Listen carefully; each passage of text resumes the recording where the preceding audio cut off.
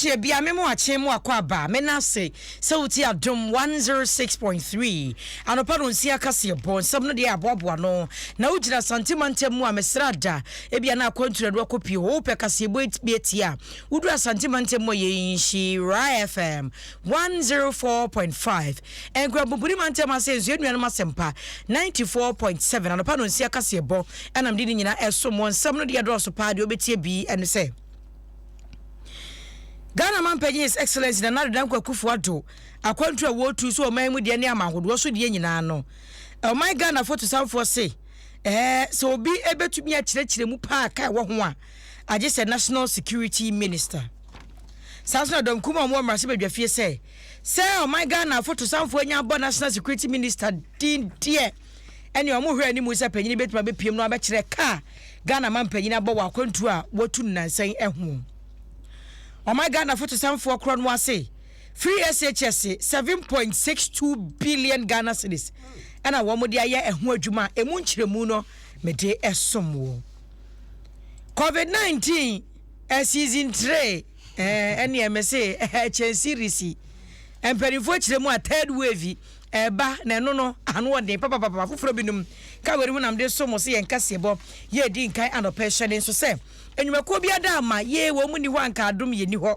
se enwumako ne kram makasebo anopa yi makwan akwa agese me mu nsuo kora anwe sanse me kasa no mo ma me nsuo nom e dependable herbal home wo mo na kofa adom malakwa badwa so betu malaria so kwa yare sabia me aka cho se atidi na etete wo bowura pharmacy herbal na se chemical shop bia mu wo se wo pe adom wo do wura fidi ni kura kai adom fm wo so pe adom malakio wo benya bi na afi wa nonom na ho ato adom natural tonic nso emojaduro sonko kura wo no matu wuntumi nidi wani asa ye hoya wankaza je se wo so ru dua so na anamo a pe adom natural tonic no na omoja no enye kama na awede ne mama se bi oba se kabatwa wo mu a ne hunu se he aso basi gire ene ebalum adom natural ma mester ne capsules so eye meme duro mesi be me nunum bi kogu hu ani mase adi wa chesi sister ja ma wo a and na fe 1 minute 23 seconds afa na pa wa pace enya sa na mtia first day ni ntia unim na fe de kakra wo mtime sere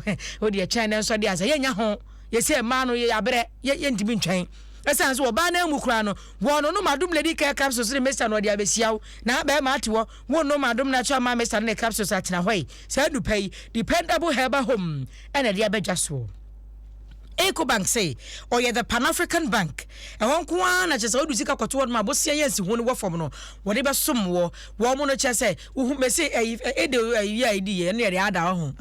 ya idi ye kra he wo mo ma me kakra gu me ho be 0.500 pesos credited wo mo debit sa ye Eco Bank nkwane anyway cha nkasa ko bi salary account ho no no ma abosia na fa tere wo kwaban mu go say Tofango papa ne fagushi me se wo mo no mo colors ye orange no GOIL baketo akura tika na jebuzanze wei yes fere ne so best fere ama GOIL girl wo mo nkra batan de o mato apeti ba bia me se udu botanical garden kakraka ba ko pa boyi ye bo ho bowura horom ne tofango fagushi mu DBS Industries Limited say ene 2 ba 6 2 ba 4 edi kuri da so no twam etwam facia board nua de ni nyina kura twam wo makofa lozin trusts abedwa so ene ni wo nkasa no screw chance ni momma me so dan betumi adwira gu na chance da so butu na de no so na butu fom wonya no baabi agi se DBS Industries Limited chance bia wonum ewo bi sanyu mekoya da ma de kwami mo abra ne ma no pay me de kase boy esom wo be share live ewo Facebook YouTube TikTok ene anyagro begro de share ya te naba ayoa 05 wona tie kira wo pia ni nyina agumu for comment ni begu oni kenkan ma do bobo ansem ya no ma me eye Kofi Asan wono ene gina machi buhia me a eye aframe anoche waba ajwa se wa fa gigide mu ese keji madam wo che canteen na nsem ni nkire mu no memfa so mu osofo ya wono en wo hwe sikasem so wo mai mu ayo nimnyamfo ken oforiata na ken oforiata se said your man for binim busa se Ghana man pay na kwanto hodo wotu no man yimu ene de wotu ko ma hodo so ya da ho kate se da no da kra ba ko ka se se adwa ye ni go my Ghana ye presidential flight mu nti yenko ha foforo ne ade ade ko fa ho nsem nyina ba ye se man pay ni pese odware wo wie mu ho ka tun so be ba ye nyina no ya foto sanfo se wono no sa eka akomuo sika dodo aga na mampanyi na hia no ode atu kwan ni nyina no wono abubu akonta enye yi na nkrofo wo betumi abuhu akonta paa yi no eya office of the chiefs of staff firi hono mo a Ministry of National Security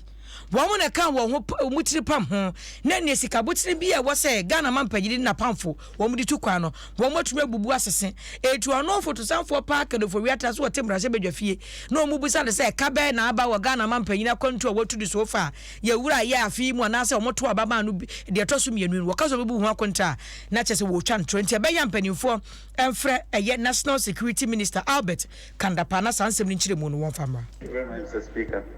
Mr. Speaker, in line of the 2021 budget implementation instructions, the Ministry of Finance did not release any funds to the Chief of Staff specifically for His Excellency the President's trip to France, Belgium, and South Africa, or any other destination. The current practice is that the Ministry of Finance releases quarterly funds to the heads of department, in this case, Office of Government Machinery, the Chief of Staff, for all the operational activities of the office. To facilitate the safe coordination of the President's travels, domestic and foreign, that is, the Office of Government Machinery and the National Security Secretariat work together to achieve this. Mr. Speaker, the President's domestic and international travels are matters to do with national security. The National Security Minister is really best placed, Mr. Speaker, to furnish this honorable House with the details needed. Thank you, Mr. Speaker. So for wono ana wo hwe sika sam so ken no for riata ne ana yetie ye no na sam krono wambuo no ana dom kuma wa mrase bedwom sei se ene ekedoforiata atumi abo Albert Kandapa di se wono ne betumi ama wo mo san kyerɛkyerɛmu na ene animonimu ya no empanimfo mrase bedwom atwa mehene hwɛ ene ekrata tenkyerɛnkyerɛ na wonfrɛ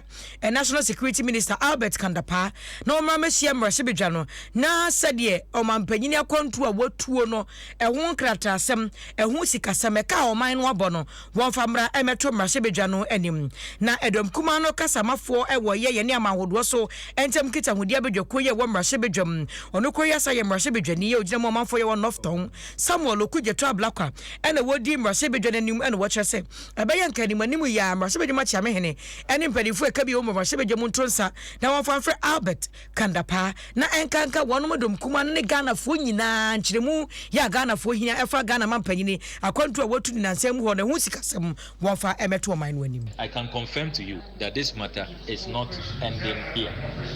I have immediately filed an urgent question to the Minister responsible for national security. And we want to serve notice that we will not accept any attempt to shroud this expenditure under the cover of national security so that they will not carry out full disclosure. Because we can see that that's where it is headed. That's what the new strategy is, so that they will come and say national security so we can provide. You go to a public entity, Acropolis Aviation, everybody knows the aircrafts they have, everybody knows about how much it costs per hour, over 15,000 pounds an hour. And we are asking for the total cost, and you want to hide under national security. The minority will be relentless, and we will do all in our power in the spirit of transparency and accountability, as is required of any parliament. Financial accountability. We will pursue this matter to its logical conclusion. We will not allow this cover-up. Okujeto ablakwa wano ana wakasa madom kuma no ewa bedwaku a wapa ne mrahye bedwom se wonhwe ne amahodo so ntem enkita hodie ho ensam eso wono koya ye nofton mrahye bedwani nanu achi no ana minority spokesperson on finance na se eku ampadifo apa no mrahye bedwom a wono mo hwe sikasem ensam so no edom kuma ne kasamafo Dr. Castle Atufosen wono so kasa no wache se emuayen ya esoafo hwe sikasem so adema mrahye bedwa no ayatani owu wose panyini chesa se wo muade wo mumra se bedwane kra brofu mo se response no is disrespectful to parliament. Very unfair for him to have come to parliament and made a categorical statement that he's not in a position to provide us that information. In fact, the matter is even worse when you decide to look at how GIFMIS operates. The GIFMIS system is so simple. If before they spend on anything, you have to initiate it. the Minister of Finance will have to accept it before a warrant will be issued, and the money before you can even draw down on the money. So I am at a loss for a minister responsible for finance to come before us and say to us that he doesn't know what it is. You know what this means? It is an attempt by the government of the day, the President Akufo-Addo Bawumia government, to hide behind technicalities, to hide their opulence. That is what it is. Yeah. They're only hiding behind technicalities, not to provide information to the people of Ghana. But you see, we are not ended there. Dr. Castle Atoforsen, Adom Kumane Kasamafo, Marshebedjum, Abejaku, Shesi Kasemo Samso. Na and watching,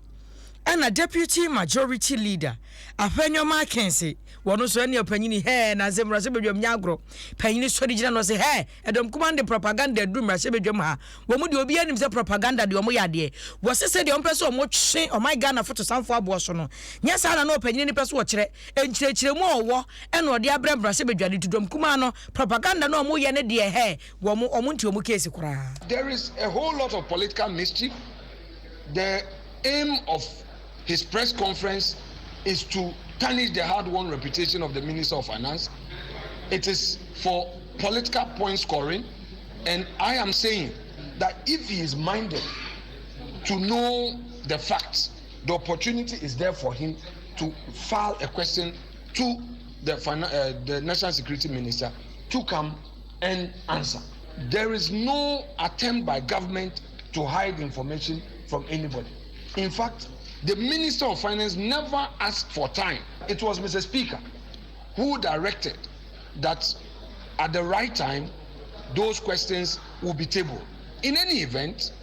he asked a question about the state of our presidential aircraft. The Minister of Finance and Defense came to the House floor to answer. Never has any minister in this MPP administration run away from Parliament. Never in the history of the Fourth Republican Constitution has ministers ever received more questions than this regime. Efutu Mrashe Bejani, yo nukroya ye deputy majority leader, Apenyo Mackenzie ne, eni ekutie ye no. Yagusuwa jina Mrashe Bejam hono mwani o my Ghana for to samfo, chase frampeni for friend no ne nsema hodwa wadi tu jano ebi. Na opanyini se, free SHS, Anwoka wamwabo enie 7.62 billion Ghana cedis. No se de munchiche mutie enie. Was 4.18 billion Ghana cedis no. Eno no na ye Ghana ban wamo na chese keka wamo sasia anti Ghana ban fede a wodo bode ewura mu eno no wudi ko ha munchiche mu a 54.76%. Na se no eno no na ensesa no aka 3.44 billion Ghana cedis ne de eno no ye ha munche mu aduanan enum achipo aduonu 45.24%. Eno no was annual budget funding amount. Ehodum se wonum enye sika de free yam wode keka bom wode yes adwuma no Nana was what for she kasam so for we ata yin someone Busa South Marseille Bejani Dr. Clement Apak Bubusa ye no busa sanya bia sika botina hen na free SHS mpanifo de hyemu e free sa 2017 no e de bepem sa abre eno ana for we ata kyeremu se he aban ne de wo bo adwuma pa na wo betumi de nsasi ni bua kase free SHS aban ye bosia wo ba bia se wodi wurem. Government has taken no loan to specifically finance the free SHS policy. Mr. Speaker, the free SHS school policy has since its inception been financed from the annual budget funding amount and Government of Ghana funding sources. Over the 5 years, a total amount of 7.62 billion has been allocated to implement the free SHS program. Out of this amount, 4.18 billion was sourced from Government of Ghana, representing 54.76%, while the balance of 3.44 billion, representing 45.24%, came from APFA. Mr. Speaker, the free senior high school policy education provides free education for all Ghanaians in senior high school to ensure that no child is denied access to education. This includes tuition, meals for both boarders and day students, textbooks, library fee, boarding fee, science laboratory fee, examination fee, and utility fee. And what you know, and I can for Riata say Tremuse. Free SHS on the buy a man kwa down, person more contrast who could draw some papa. wasi wo pa fimpini ni dunsia ni mu 2016 enkra omunya akwanya so mu wura ento asoso kum na omu wo pepa wodo so mbeto omu suku su no na ye 881,600 nanso afimpini ni aduonu ba ko 2021 eye 1,261,125 na je se nkoda no je so omunya pepa ekondo so mbeto omu suku su wase nkoda ye kwatwere wasi hwehwe 2024 no wo mu odunya grade A no ohamuche modi watch 88% wo munyina no chese free SHS adawro ma na bie wo mu adwiri ma wo matumi anya scores anase grader etesa. Mr. Speaker, student enrollment at the senior high school level has increased from 881,620 to 1,261,125 in 2021, primarily due to the free senior high school policy. Mr. Speaker, 5 years after the implementation of the free SHS, 411 out of the 465 candidates who scored grade A in all subjects at the 2020 WASI exams were beneficiaries of the free SHS. Kano for Riata ayo swafo wo hwe yensi kasem so man. Yemfro ne kwa pomudi mo nsemu kakrai. Director General Adom Ghana Health Service Patrick Kumabwaje say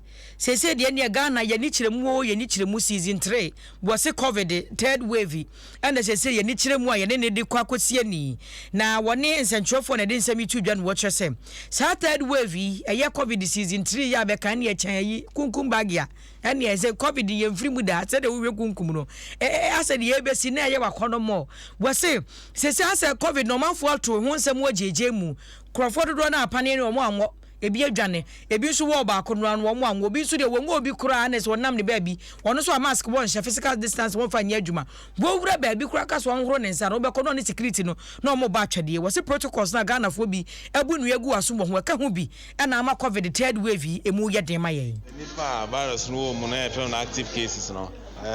Drew be empim mensa ne ahansia ne do baako na sesi a edru fa enkran ene kumase dodo no so nkran chen kumase regions no dey be 15 of them dey omo kakra agi say dey about ani eastern dey apagya no mu kakra but nam say eno so yem say nipa no free ha na e ko ho ade baako so ye hu no say ekosro ekire say nipa nso so to share that so say yan share mask yan horo ensa social distancing bia adwuma mu kura na o say titie mu adwuma mu Enwachi no Dr. Patrick Kumabwaje sadi to John watch say pa no we say the cases ni si call from 1 kodru 1000 mu ho no a say asa man ho so dru 3000 no westre pa se Ghana for am ye ni na ho na COVID no yensia no kwan ye ni andi protocols so an hwe ya we mu be ye de a chen de ye hu no nyina ese edi so na ke betimi astable cause sia na your opportunity say enne na otwi mu akwa etimi di so sia e betimi se obi angum ya na agum obi anka se menhye mask nso pia bonten ni percent na hye mask ni percent ura shop my dey about no mask no entry shop owner na mo no hye mask why don't aka so obi hye mask ni nyina ka dia o se enye se health for nko media mpanimfo okrum obi anka bi se ba betimi ediso ama Dr. Patrick Kumabwaje ono no ye panyini ya wada dwumako ye hwe yapomode ho ensam eso anom abusuansam no ye de asihyɛ ne nso medase wa hwe mo Facebook no YouTube na mmom dependable heba homo a akofa Adom Malaki Adom Natural Tonic Adom Natural Man Mr. ne capsules ene Adom Lady Care capsules ne Mr. Badwa so kura me mu abrane Eco Banks where the Pan African Bank for sika beto no ma abosia ye nsi ho no kyese ekoyie pa go say tofango papa ne fagu hye mu DBS roofing sheet is in chance alozin trusses papa no wo akachi na abenya bie medamo nyina se Kofi Bonanza on Facebook because I love that koye ma won mo amosha wo Facebook YouTube and ya TikTok baby sa Adom 106.3 ye demo live e wo hono nyina no eye ayewa 05 yate na ba be grode share na de to mu live e wo hono do obobo ansem na no ma me mo amosha me Facebook ni YouTube e Kofi Asan wo no e na ejina machi na me sorry so no hu no say me sorry dia na ne Chief Jerry Forsen woni kwasi asem papa bi wo mo betena se na dwa so nsem no maboni mienu sa de wakwa ko wiese no ndu ebebo jaso nsem team ni nyina aye krado ohun meda wase se wo hwe ye na wutie ye wo hia me a eya frɛ me anoche wa ba ajwa se wa memwache